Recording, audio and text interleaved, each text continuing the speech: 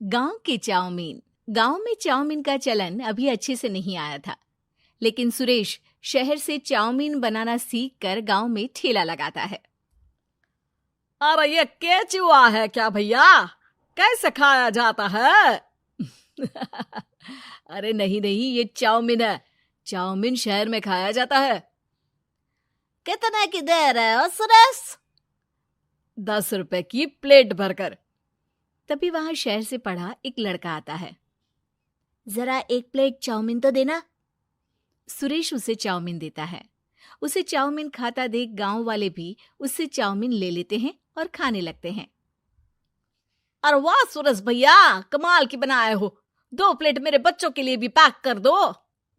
बस फिर क्या था, सुरेश का ठेला लगता है और चाउमीन खरीदने वालों की लाइन लग जाती है। तभी वहां से गांव का साहूकार होकर गुजरता है। और ये क्या भीड़ लगी है?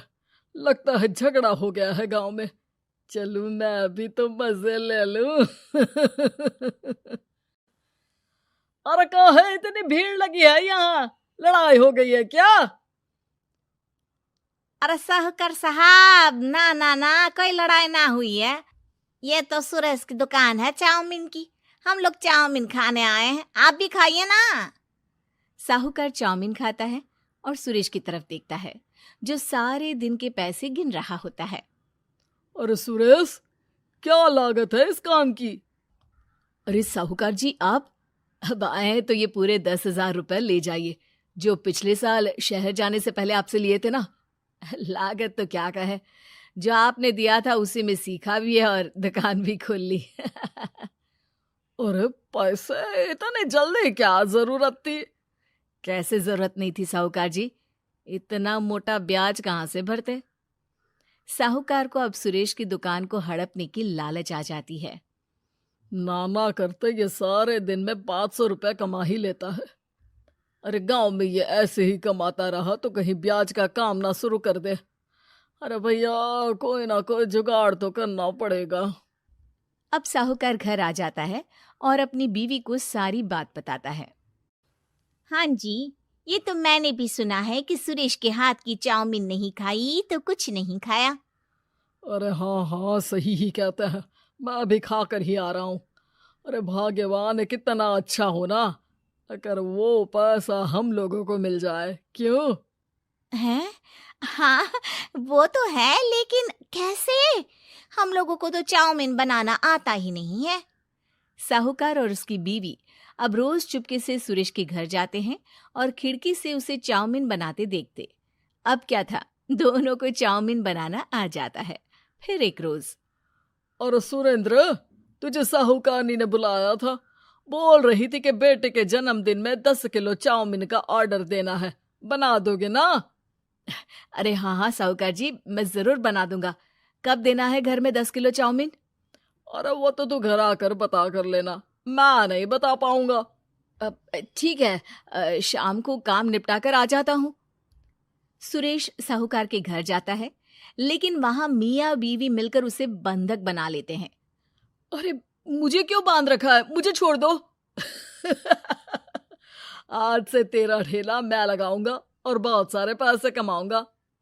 साहूकार एक आदमी को सुरेश की निगरानी में लगा देता है और वहां से चला जाता है। अगले दिन, अरे साहूकार जी, आप कब से चाउमीन बेचने लगे और अपना ये सुरेश कहाँ गया? और वो तो शहर गया है। उसका कोई काम निकल आया था। बोल रहा था कि जब तक वो ना आए तब तक मैं ही उसके ठेले का काम कर दूं। पैसे भी तो बहुत उधार ले रखे थे उसने। लगता है कर्जा भरने के डर से भाग गया है। अरे पर वो तो बोल रहा था कि उसने सारा कर्जा उतार दिया है, और वो क्यों भागेगा? इतना तो कमा रहा था। अरे मुझे क्या पता। अरे चाउमीन खाना है तो बोलो, नहीं तो भागो यहाँ से। अरे हाँ हाँ, दे दो दे दो। अब तो चाउमीन खाना पूरे गांव के लोगों के लिए आदत ही बन गया है। ना खाओ तो नींद ना आए।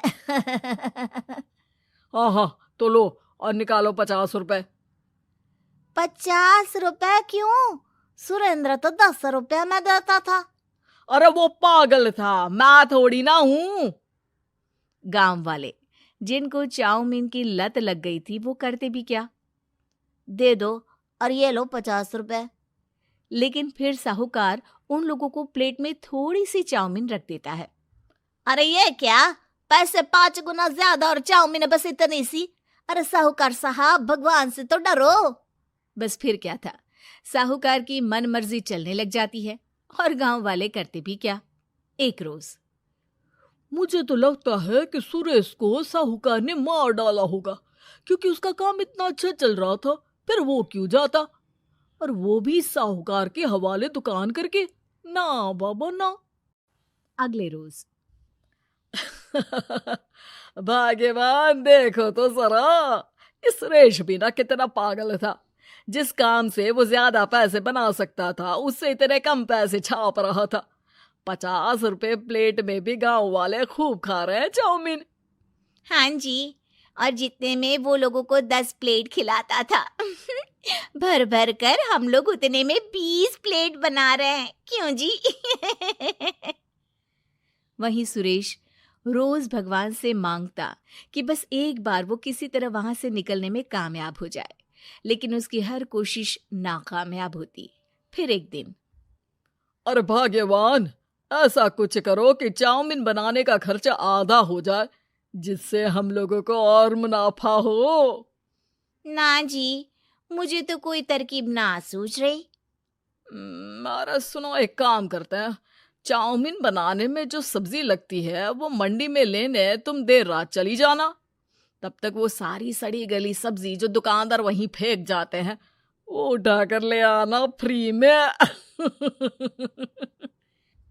अरे वाह जी वाह, आप तो बहुत समझदार हैं जी। बीवी वैसा ही करती है, लेकिन अब लोग चाउमीन खाते तो मुंह बनाकर।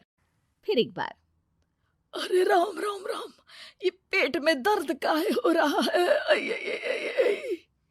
हाय रे हाय, मेरा भी पेट दर्द के मारे फटा जा रहा है। सभी को शक हो जाता है कि उन लोगों को चाउमीन खाने से ही ये बीमारी हो गई है। वहीं दूसरी तरफ जो आदमी सुरेश की निगरानी कर रहा था, वो सो रहा होता है और मौका देखकर सुरेश वहां से भाग जाता है। सुरेश गांव वालों के पास जाकर उन्हें सब कुछ बता देता है। बस अब क्या था, साहूकार के घर पुलिस पहुंच जाती है। चलो, तुमने गांव के लोगों को खराब सब्जी वाली चाउमीन खिलाकर बीमार किया और सुरेश को बंधक बनाया। तुम्हें इसीलिए हम गिरफ्तार कर रहे हैं। साहूकार को पुलिस ले जाती है और फिर अगले दिन से सुरेश का ठेला गांव के बाजार में लग जाता है, जहां अब पहले से ज्यादा भीड़ होती है।